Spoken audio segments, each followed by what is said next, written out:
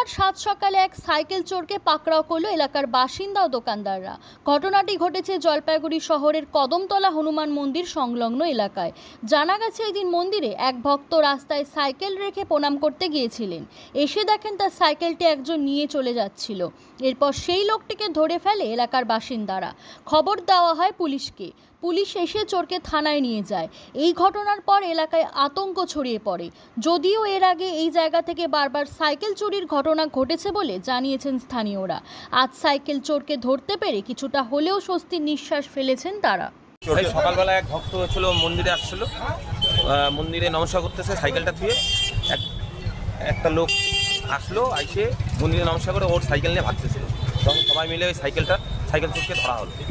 ধরা হয়ে বয়স কত, বাড়ি কোথায় বলছে তো মাসকালা বাড়ি আর শিল্প সমিতি ওরা বলে সাইকেলের দোকানে বলে কাজ করলেন এখন আপনারা? এখন আমরা ধরে ওই যে থানায় ফোন করে এখন অফিসারদের হাতে উঠাই দিলাম। এর আগেও কি চুরি হয়েছে? হ্যাঁ, এর আগে প্রচুর চুরি হয়েছে, আমারও সাইকেল চুরি হয়েছে মোড়ের থেকে। আজকে ধরলেন? আজকে ধরলেন। কি বলবো, চিনাশোনা একদম সাইকেল চুরি করতে এসে ধরা পড়ছে আর পুলিশের হাতে দেওয়া হলো। আপনার চেনাশোনা? আর ওই সাইকেলের দোকানে কাজ করে, আমরা সাইকেল ঠিক করি। মন্দিরে কিন্তু অনেক সাইকেল চুরি হয়েছে, অনেক সাইকেল চুরি হয়েছে মন্দিরে কিন্তু। আমারও শুদ্ধ সাইকেল চুরি হয়েছে, নতুন সাইকেল। আজকে ধরা পড়ল? পাই না, আজকে ধরা পড়লো।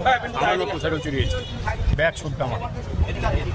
বিকাল সাইকেল এনতে গেছে, এই আজকে ধরা পড়লো। পূজা দিতে এসে সাইকেল মেরে দিচ্ছে।